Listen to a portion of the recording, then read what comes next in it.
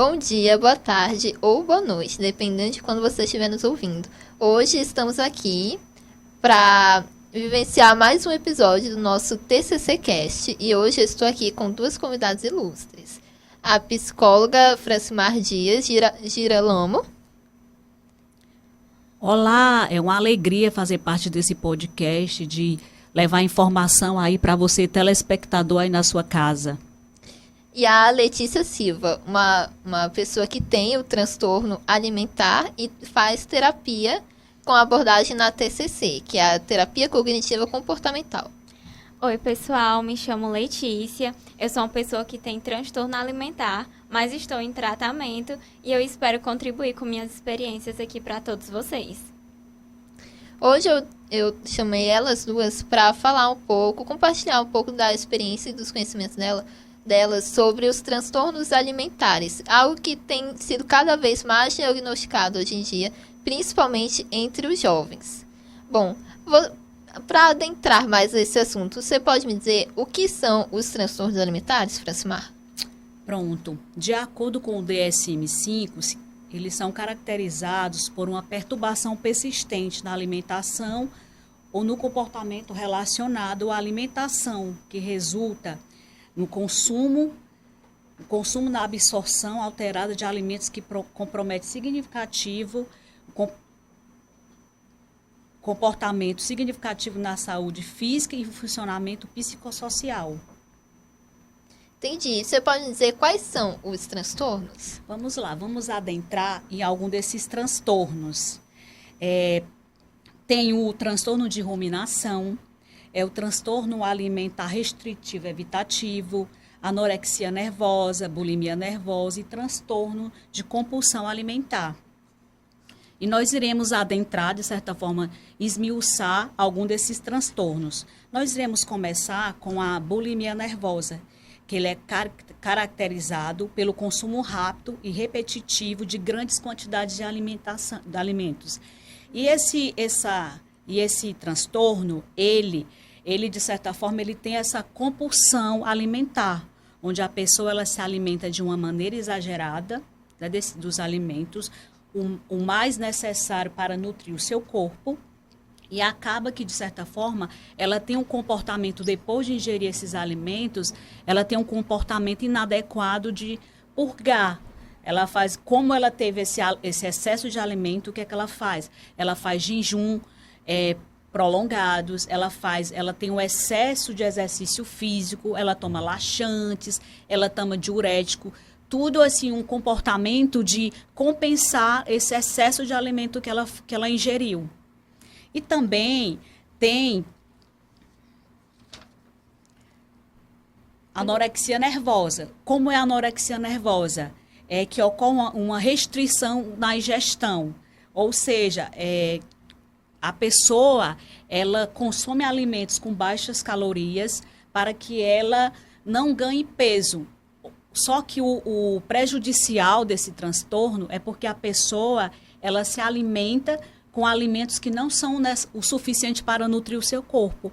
Mesmo ela tendo um baixo peso para a sua estatura, pela sua idade, mas a pessoa, ela procura esses alimentos com menos calorias, que não é o suficiente para nutrir o seu corpo. E também nós temos, que é o transtorno de compulsão alimentar. Como já diz, o transtorno de compulsão alimentar, a pessoa ela tem essa falta de controle na sua alimentação. Ela busca de uma maneira exagerada se alimentar, mesmo que ela já esteja satisfeita, de certa forma, né, que já tenha se alimentado com o necessário para nutrir o seu corpo, essa pessoa, ela come de uma maneira exagerada. Esses são alguns dos transtornos alimentares. E também tem o transtorno de ruminação, no qual a pessoa regurgita o alimento pelo menos no período mínimo de 1 mês. O alimento deglutido já pode estar parcialmente digerido, mas ele retorna à boca. E isso a pessoa não sente nenhuma ânsia de vômito, repugnação, náusea. A regurgitação no transtorno alimentar muitas vezes é frequente, acontece várias vezes no dia ou pode acontecer todos os dias. A pessoa basicamente remastiga o alimento e tira da boca para novamente engolir. E tem também o transtorno de pica, no qual a pessoa se alimenta de substâncias não alimentares, como, por exemplo, sabão, tecido, fios de cabelo, papel, e pode surgir na infância ou mesmo no desenvolvimento, na juventude, na idade adulta. Entendi. Muito obrigada por compartilhar o conhecimento de vocês. Agora, vocês poderiam me explicar como a TCC age, se relaciona no processo de psicoterapia em casos de uma pessoa com transtorno alimentar? Para adentrar nesse assunto, eu antes quero pontuar que a TCC é uma psicoterapia que acredita que um ambiente no qual você cresceu molda suas crenças e essas crenças centrais intermediárias. Que também são essas crenças dos pensamentos automáticos, né, que impactam os seus sentimentos, comportamentos, reações físicas.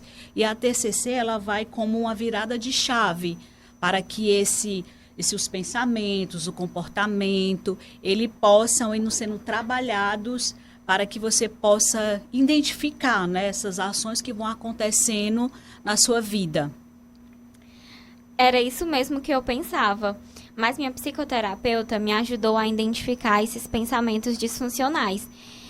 Eu, por exemplo, comia um docinho e pensava logo, vou engordar muito. Ou então, eu achava que as pessoas pensavam que eu mesma não tinha autocontrole sobre mim. Isso me gerava vários comportamentos compensatórios, como, por exemplo, fazer dietas restritivas, fazer exercícios em excesso. Tudo isso me gerava tantos pensamentos negativos, eram eles medo, culpa, tristeza. E aí eu comecei a apresentar alguns sintomas, que era a fraqueza, o cansaço excessivo. E tudo isso fazia com que eu quisesse descontar em algo. Naquela época eu achava que a magreza era tudo, que eu ia ter sucesso se eu fosse magra. E depois eu descobri que esses pensamentos não eram verdades absolutas. Isso mesmo, Letícia. Eu percebi que a sua psicoterapeuta ela te ensinou a reconhecer os seus pensamentos automáticos e isso é fundamental para conseguir trabalhar em reestruturação do cognitivo posteriormente.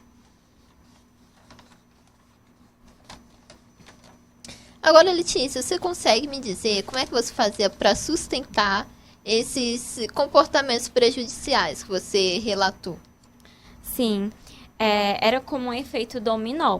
Eu tinha uma ideia de supervalorização mesmo da magreza e eu ia lá e tinha esses comportamentos, né, de exercícios em excesso, né, passar horas na academia e logo em seguida fazer dietas super restritivas. E isso fazia também que eu tivesse episódios de compulsão alimentar. Eu comia muito, muito, muito mesmo. E tudo isso me fazia ficar descontrolada. Hoje eu sei que, graças à TCC, esses pensamentos eram métodos compensatórios inadequados, realmente disfuncionais mesmo. Eu ficava muito mal. Tudo isso eu levava ao extremo. A minha alimentação, meu exercício. Eu tinha uma distorção mesmo de imagem sobre mim mesma. Você consegue perceber que era eu mesma que me mantinha nesse ciclo vicioso?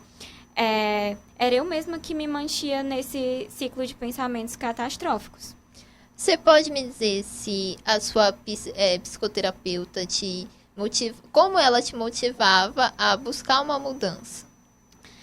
Primeiro, ela me ajudou a identificar os ciclos viciosos dos pensamentos disfuncionais e logo em seguida ela explicava as consequências clínicas dos comportamentos que eu estava tendo, como, por exemplo, né, eu utilizava muitas vezes laxante, o que hoje eu sei que é prejudicial. Isso é prejudicial, não é eficaz, até porque ele não cancela a quantidade de calorias.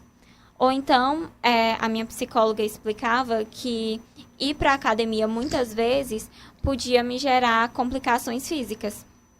Isso mesmo, Letícia. O que a sua psicoterapeuta fazia com você é chamado de psicoeducação, que é muito usado na TCC. Ok, Letícia, agora, na verdade, Francimar, você consegue me dizer, com um exemplo, como a TCC poderia agir nesses transtornos alimentares? O transtorno compulsivo alimentar, por exemplo. Pronto, a TCC, ela quer dar autonomia à pessoa. Então, ela tem várias técnicas que ajudam a pessoa a melhorar o autocontrole, a superar o transtorno alimentar, né? O paciente, ele faz um registro de alimentação. O que seria esse registro de alimentação? É um diário, onde a pessoa ela vai colocando, né, naqueles momentos que ela vai se alimentando, e ela vai começar a detectar em que momento ela se alimenta de uma forma compulsiva. Digamos, se ela está um pouco triste, ela perceber se ela se alimenta mais de uma maneira exagerada, se ela está estressada, se ela está incomodada com algo na sua vida.